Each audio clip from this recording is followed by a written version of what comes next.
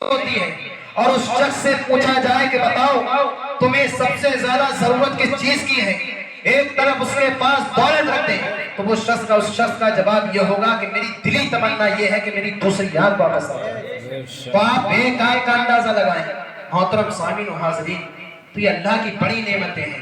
کل اللہ کی بارگاہ میں ہمیں حاضر ہونا ہے، اس کی بارگاہ میں ہمیں جواب دینا ہے، کہیں ایسا نہ ہو کہ ہم اس کی بارگاہ میں لاجواب ہو جائیں۔ اللہ فرماتا ہے کہ اللہ اس وقت تک اپنے بندے کو اپنی بارگاہ سے ہلنے نہ دے گا جب تک کہ 5 سوال نہ پوچھ لیں۔ اس سے پوچھا جائے گا کہ تمہیں زندگی دی، بتاؤ تم نے کیسے گزاری۔ محترم سامعین و حاضرین، تو بڑے مقدر والے اور خوش قسمت وہ لوگ ہوں گے جو اللہ کی بارگاہ میں یہ جواب دیں گے کہ پروردگار تو نے مجھے زندگی دی، میری زندگی تیری عبادت میں گزری، میری زندگی تیری نمازوں میں گزری، میں نے اپنی زندگی کو روزوں میں گزارا، مجھ پر حج فرض ہوا تھا اور میں نے اس حج کو پورا کیا۔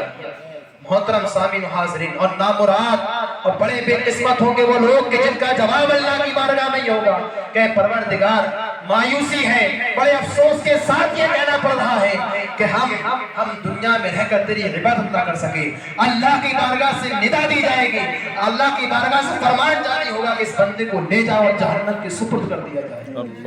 محترم سامعین و حاضرین، اب اللہ تبارک و تعالیٰ نے قرآن میں تمام پہلو عیاں کر دیے، بیان کر دیے۔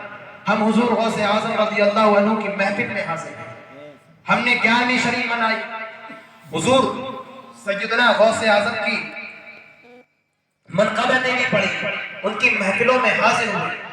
تو کسی محفل میں حاضری کا مقصد یہ ہوا کرتا ہے کہ جو چیزیں وہاں بیان کی جائیں اس کو اپنی عملی زندگی میں لایا جائے، اس کو اپنی زندگی میں اپنانے کی کوشش کریں۔ محترم سامعین و حاضرین، حضور سیدنا غوث اعظم کی ہم محفلیں سجاتے ہیں، ہر شخص فاتحہ دلاتا ہے 11ویں شریف کے مہینے میں، لیکن کبھی ہم یہ غور کریں کہ ہم کتنا غوث اعظم کے طریقے پر چل رہے ہیں۔ کیا غوث اعظم نے نماز چھوڑی؟ کیا غوث اعظم نے روزے چھوڑے؟ کیا غوث اعظم نے زکوٰۃ چھوڑی؟ کیا غوث اعظم نے حج چھوڑا؟ نہیں، غوث اعظم نے ان تمام چیزوں کو انجام دیا اور مضبوطی سے اللہ کی عبادت کرتے رہے، اور اللہ تبارک و تعالیٰ نے انہیں اپنی بارگاہ سے کیا مستعطا فرمایا کہ انہیں تمام ولیوں کا سردار بنا۔ محترم سامعین و حاضرین، تو جب ہم غوث اعظم سے محبت کرتے ہیں، ان کی فاتحہ بھی دلاتے ہیں، تو ہمیں غوث اعظم کے نقش قدم کو تھامنا بھی چاہیے، ان کے نقش قدم پر چلنا بھی چاہیے، ان کے دامن سے جڑے رہنا بھی چاہیے۔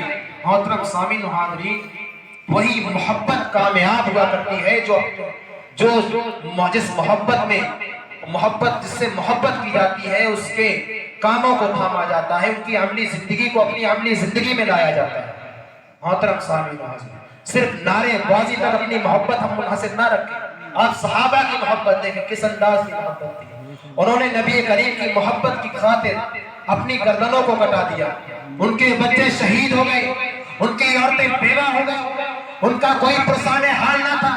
مکہ چھوڑ کر جب انہیں اللہ کی بارگاہ سے حکم ملا کہ مدینے چلے جاؤ تو اللہ کی بارگاہ پر لبیک کہہ رہے ہیں، اس کے حکم پر لبیک کہہ رہے ہیں اور مدینے کی طرف ہجرت کر رہے ہیں۔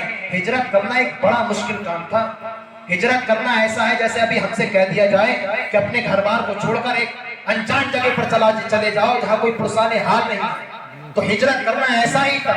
مدینے میں مدینے والوں کا گھر بار تھا، کھیتیوں کھلیان تھے، لیکن جب کہا گیا اللہ کی بارگاہ سے کہ ہجرت کرو، ہجرت فرض تھی، تو انہوں نے تمام گھر بار کو چھوڑ دیا۔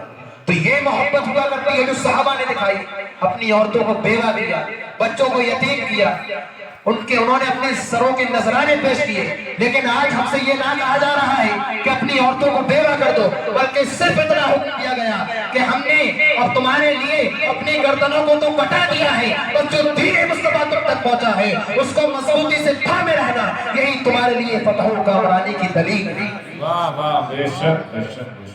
بس ہمیں اسی طریقے کو اپنانا ہے۔